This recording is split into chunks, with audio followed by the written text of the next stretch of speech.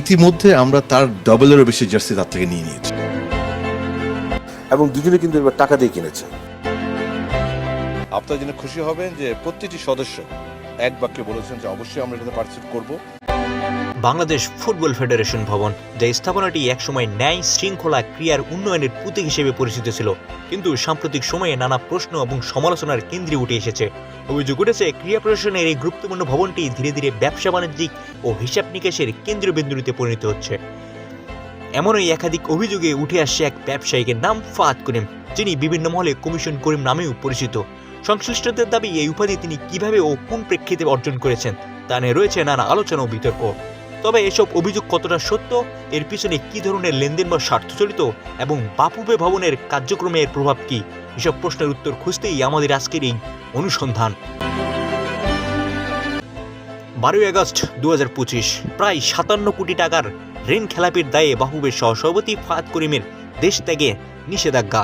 সূত্র যুগান্তর, বাংলা ট্রিবিউন, সমকাল এবং আজকের পত্রিকা। সংবাদপত্রের মতে ইউনাইটেড কমার্শিয়াল ব্যাংক ফাহাদ করিমের বিরুদ্ধে 56,65,398 টাকা খেলাপি ঋণ আদায়ের জন্য আদালতে মামলা করেন। এই ঋণটি কোনো স্থবির সম্পত্তি জামানত ছাড়াই 2018 সালে কেবল পার্সোনাল গ্যারান্টি ও ট্রাস্ট রিসিটের বিপরীতে দেওয়া হয়েছিল। মনে রাখবেন সালটা 2018। 30 জানুয়ারি 2025, ইউনাইটেড কমার্শিয়াল ব্যাংক ফাহাদ করিমের বিরুদ্ধে ঢাকার অর্থঋণ আদালতে খেলাপি ঋণ আদায়ের মামলা দায়ের করেন। তখনও বিষয়টা সবার সামনে আসেনি, এটি শুধুমাত্র ইসুবি ব্যাংক এবং ফাহাদ করিমের মধ্যেই সীমাবদ্ধ ছিল।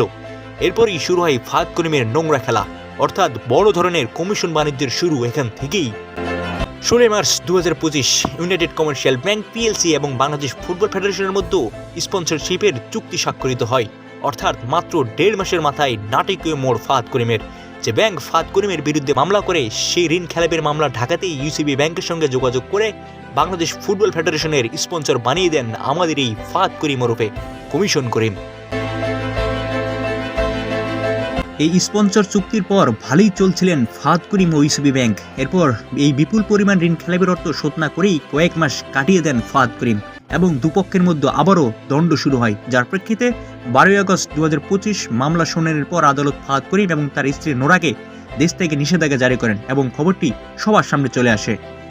মামলার তারিখ এবং স্পন্সর চুক্তিবদ্ধ হওয়ার তারিখগুলো বিশ্লেষণ করলেই সহজে বোঝা যায় যে ফাহাদ করিম তার ব্যক্তিগত স্বার্থ হাসিল করার জন্যই বাংলাদেশ ফুটবল ফেডারেশনকে ব্যবহার করেছিলেন এবং এখনও করছেন। 11 ফেব্রুয়ারি 2025, বাংলাদেশ ফুটবল ফেডারেশন দেশীয় স্পোর্টওয়্যার ব্র্যান্ড দৌড়ের সঙ্গে স্পন্সরশিপের চুক্তি স্বাক্ষর করে। দেশীয় ব্র্যান্ডকে এগিয়ে নেওয়া এবং ব্র্যান্ড সাশ্রয়ের যুক্তিতে এই চুক্তি তখন ইতিবাচক উদ্যোগ হিসেবে উপস্থাপন করা হয়েছিল। তবে চুক্তির 1 বছর অতিক্রান্ত হলেও প্রতিশ্রুতি পর্যালোচনা এবং আর্থিক স্বচ্ছতা প্রশ্ন ক্রমেই জোরালো হচ্ছে।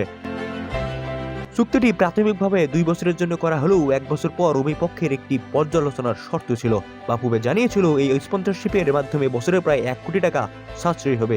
পাশাপাশি বাণিজ্যিকভাবে জার্সি বিক্রয়ের থেকে অর্জিত আয়ের একটি অংশ ফেডারেশন পাবে বলে উল্লেখ করা হয়। কিন্তু গুরুত্বপূর্ণ প্রশ্ন হলো, জার্সি বিক্রি থেকে বাফুফে আসলে কত টাকা আয় করেছে? চুক্তির আর্থিক কাঠামো কি প্রকাশ করা হয়েছে? লাভ বন্টনের অনুপাত কত? এইসব প্রশ্নগুলি কোনোটির স্পষ্ট উত্তর জনসম্মুখে নেই বাফুফের। পর্যালোচনার প্রতিশ্রুতির কোথায় অগ্রগতি?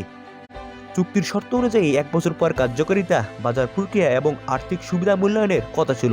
ইতিমধ্যে সেই সময়সীমা পেরিয়ে গেলেও কোনো আনুষ্ঠানিক রিপোর্ট বা সংবাদ প্রকাশিত হয়নি।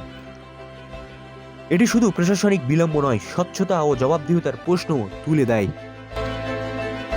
বাংলাদেশ ফুটবলে বর্তমানে বাস্তবতার আর নতুন নতুন কথার দরকার নেই, দরকার স্পষ্ট পরিকল্পনা, স্বচ্ছতা এবং সবচেয়ে গুরুত্বপূর্ণ কাজের প্রমাণ। না হলে প্রতিশ্রুতির তালিকা যতই লম্বা হোক, বিশ্বাসের জায়গাটা প্রতিদিনই আরও ছোট হতে থাকবে। আর এসব কমিশন বাণিজ্য ডুবে থাকা মানুষ বাংলাদেশ ফুটবল ফেডারেশনের উচ্চতম পর্যায়ে থাকলে আমাদের ফুটবল নিমেষেই ধ্বংস হয়ে যাবে।